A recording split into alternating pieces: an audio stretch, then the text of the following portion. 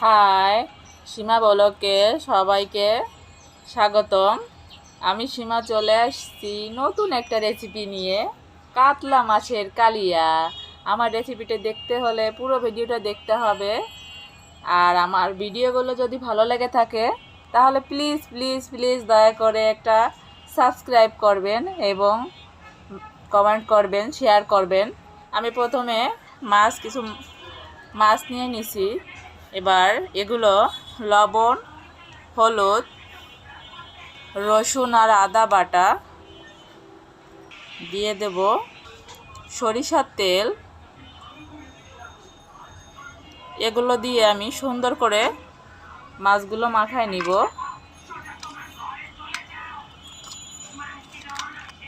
এগুলো আমার মাখানো হয়ে গেছে। এবার এই মাছগুলো আমার 10 মিনিট রেখে দিতে হবে। 10 মিনিট পরে আমি ফিরে আসছি। এবার এই মাছগুলো আমি সুন্দর করে ভেজে নিব।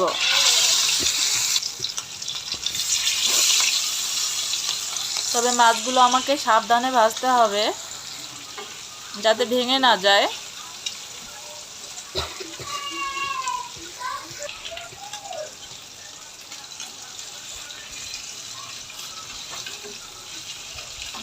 সাবধানে উল্টাতে হবে। দেখুন আমার মাছগুলো হয়ে গেছে ভাজা। এবার আমি মাছগুলো এক এক করে তুলে নেব। দেখুন আমার মাছগুলো ভাজা হয়ে গেছে, আমি লাল লাল করে ভেজে নিচ্ছি। এবার আমি একটা কড়াইতে তেল দিয়ে দিচ্ছি, পেঁয়াজ কুচি দিয়ে দিচ্ছি। এগুলো আমি ভেজে নেব লাল লাল করে। দেখুন আমার লাল লাল করে ভাজা হয়ে গেছে। এটা আমি বেরেস্তার জন্য রেখেছি। আর একটা কড়াইতে আমি তেল দিয়ে দিছি তেজপাতা, লবঙ্গ, দারচিনি। এবার দিয়ে দেব কেটে রাখা পেঁয়াজ কুচি। আমি এখানে দুই ধরনের পেঁয়াজ দেব। দুই ধরনের বলতে একটা হচ্ছে কুচানো পেঁয়াজ আর একটা হচ্ছে বাটা পেঁয়াজ। এবার আমি বাটা পেঁয়াজটা দিয়ে দেব। দিয়ে দেব একটু চিনি সামান্য, দিয়ে দেব আদা রসুন বাটা, শুকনো মরিচের গুঁড়ি, জিরা ধনা গুঁড়া, জিরা বাটা, মরচির গুঁড়ি, লবণ, হলুদ,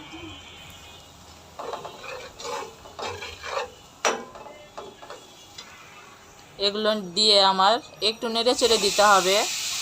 এবার আমি দিয়ে দেব টমেটো কুচি।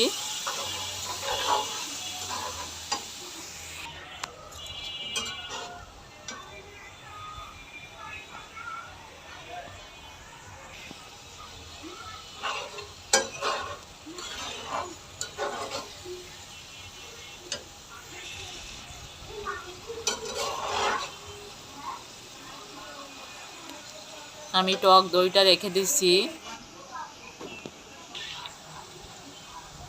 মশলাটা ভাজার পরে ওটা দিয়ে দেব। আর মশলাটা সাধারণত একটু বেশি করে ভাজতে হবে, কারণ এটা মশলাটা বেশি ভাজলে সুন্দর একটা ফ্লেভার আসে। আমি এবার টক দইটা দিয়ে দিচ্ছি। আর টক দই দেওয়ার পরে আমাকে মশলাটা সুন্দর করে কষাতে হবে।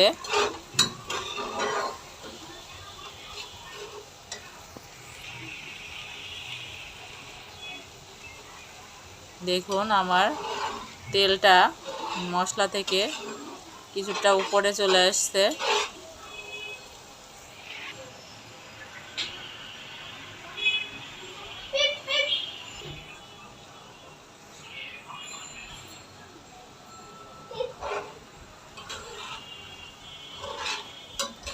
আমাকে লক্ষ্য রাখতে হবে সব সময় যে লেগে না যায়।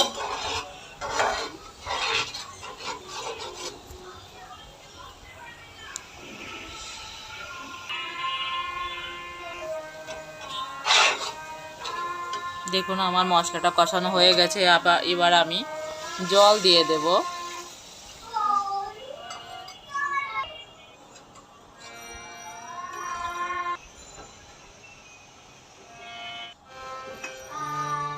আমার ঝোলটা জাল হয়ে গেছে, এবার আমি মাছ দিয়ে দেবো এক এক করে।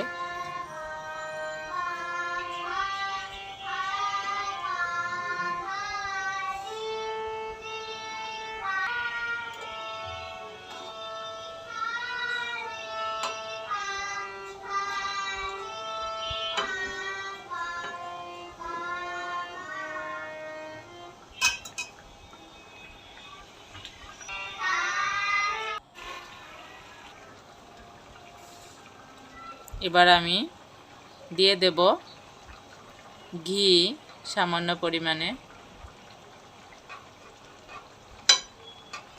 আমার ঝোলটা হয়ে গেছে।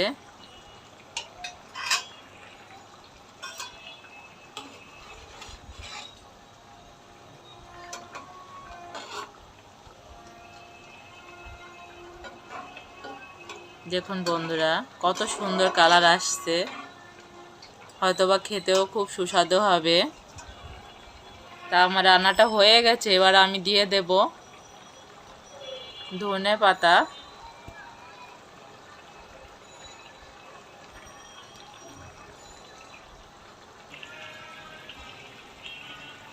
আর আমি ভেজে রেখেছিলাম পেঁয়াজগুলা বেরেস্তার জন্য, ওই বেরেস্তাগুলো আমি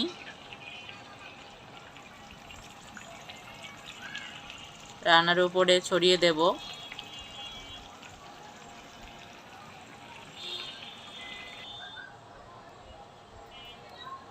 আর এই বেরেস্তাটা দেওয়ার উদ্দেশ্যটা হচ্ছে, এটা আসলে যখন ভাতের সঙ্গে খাবেন তখন আসলে এটা যখন দাঁতে পড়বে তখন আসলে সুন্দর একটা ফ্লেভার আসে, আর খেতেও খুব মজা লাগে, এজন্যই দেয়া। তা আপনারা চেষ্টা করবেন এভাবে রান্না করে খেতে। যদি ভালো লাগে আমার ভিডিওগুলো তাহলে প্লিজ কমেন্ট করবেন এবং শেয়ার করবেন আর সাবস্ক্রাইব করবেন, আর তাহলে আমার প্রতিনিয়ত ভিডিও পেয়ে যাবেন। সবাই ভালো থাকবেন। নমস্কার।